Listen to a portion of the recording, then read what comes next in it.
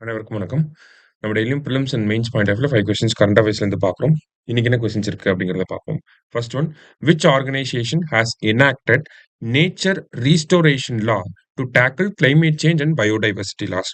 அதாவது காலநிலை மாற்றம் மற்றும் பல்லுயிர் இழப்பை சமாளிக்க இயற்கை மறுசீரமைப்பு சட்டத்தை இயற்றிய அமைப்பு எது? இயற்கை மறுசீரமைப்பு சட்டம் நேச்சர் ரீஸ்டோரேஷன் லா அப்படிங்கறது கொண்டு வந்தது யாருன்னா யூரோப்பியன் யூனியன் தான் கொண்டு வந்திருக்காங்க. சரிங்களா?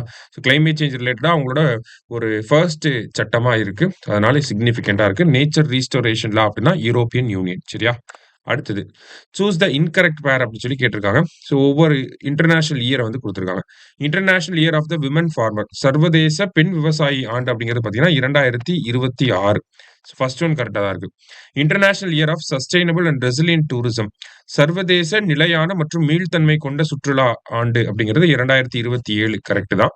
International year of peace and trust அப்படிங்கிறது 2025. சர்வதேச அமைதி மற்றும் நம்பிக்கை ஆண்டு அப்படின்னா 2025. அதே மாதிரி குவாண்டம் டெக்னாலஜி அப்படின்னாலுமே 2025 தான் வரும். சரிங்களா? அடுத்தது, international year of asteroid awareness and planetary defence, சர்வதேச சிறுகோள் விழிப்புணர்வு மற்றும் கோள் ஆண்டு பாதுகாப்பு அப்படின்னு சொல்லி இந்த ஆண்டு எப்போ அப்படின்னு பார்த்தீங்கன்னா 2029. 2028க்கு எந்த அஃபிஷியலாக ஃபிக்ஸ் பண்ண கிடையாது. சரிங்களா? ஸோ 4மே கரெக்ட் தான். ஸோ ஆல் ஆர் கரெக்ட் அப்படிங்கிறதா கரெக்ட் ஆன்சர். சரியா? எதுவுமே தவறாக இல்லை இங்க. அடுத்தது, the objective of Yashoda AI, Yashoda ஏஐயின் நோக்கம் என்ன அப்படின்னு சொல்லி கேட்டிருக்காங்க.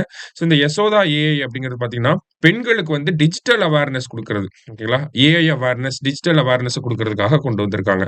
Enhance women's literacy in artificial intelligence and digital awareness, செயற்கை நுண்ணறிவு மற்றும் டிஜிட்டல் விழிப்புணர்வில் பெண்களின் கல்வி அறிவை மேம்படுத்துதல் அப்படிங்கிறது தான் சரியான விடை. யார் கொண்டு வந்திருப்பாங்கன்னா national commission for women. So இந்த நேஷனல் கமிஷன் ஃபார் விமன் அப்படிங்கிறது இந்த சட்டம் 1990ல வந்திருக்கும். இந்த அமைப்பு அப்படிங்கிறது 1992ல வந்திருக்கும். இந்த அமைப்பை பொறுத்த வரைக்கும் பார்த்தீங்கன்னா இப்பெல்லாம் எக்ஸாம்ல காம்போசிஷன் அப்படிங்கிறது கேட்குறாங்க.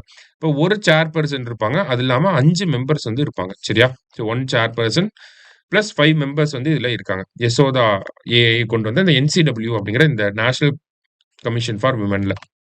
அடுத்தது, which of the following country has recently become member of BRICS அப்படின்னு சொல்லி கேட்டிருக்காங்க. ஸோ பிரிக்ஸ் அமைப்புல ரீசெண்டா சேர்ந்த நாடு யார் அப்படின்னு பார்த்தீங்கன்னா இந்தோனேஷியா. ஓகேவா? ஸோ பிரிக்ஸ் அப்படின்னா BRICS, Brazil, Russia, India, China, south Africa. அது இல்லாம ICU அப்படின்னு சொல்லி ஞாபகம் வச்சுக்கலாம். ஐக்கு மட்டும் ஐ ஸ்கொயர்னு போட்டுக்கலாம். ஓகேங்களா? ஸோ ஐ அப்படின்னு பார்த்தீங்கன்னா ஈரான், இன்னொன்னு இந்தோனேஷியா. அடுத்தது எஸ் அப்படிங்கிறது சவுதி அரேபியா. Saudi Arabia. சரியா? இன்னொரு இ வந்து ஒரு இ வந்து பார்த்தீங்கன்னா ஈஜிப்து. இன்னொரு இ வந்து எத்தியோப்பியா. இந்த யூக்கு வந்து பார்த்தீங்கன்னா UAE. சரியா?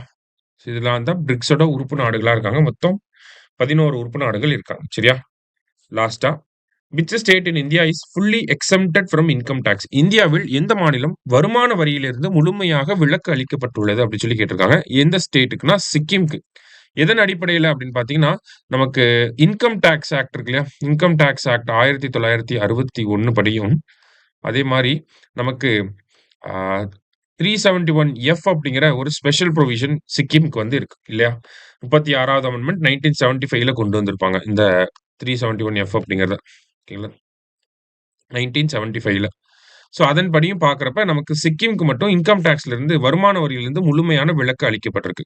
இதுவே நம்ம 371F அப்படின்னா சிக்கிம்க்கு சொல்றோம். நாகாலாந்து அப்படின்னு பார்த்தீங்கன்னா 371A நாகாலாந்து.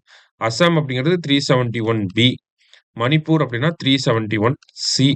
இதுவே 371D அப்படிங்கிறது பார்த்தீங்கன்னா நமக்கு ஆந்திராவும் தெலுங்கானாவும் வரும்.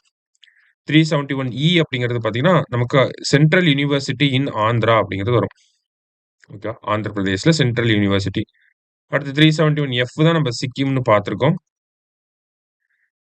EFG 371G அப்படிங்கிறது மிசோரம். 371H அப்படிங்கிறது அருணாச்சல் பிரதேஷ். அதுக்கப்புறமா 371I, ஐனா IG கோவான்னு வரும். அடுத்தது 371J அப்படிங்கிறது JK கர்நாடகாவுக்கு வரும். சரியா? ஸோ இதெல்லாம் நம்ம மேட்ச்ல கூட கேட்கலாம். இன்கரெக்ட் பேர், கரெக்ட் பேர்ல கூட கேட்கலாம். ஸோ இன்னைக்கு முக்கியமான கொஸ்டின்ஸ் வந்து பார்த்துருக்கோம். நன்றி.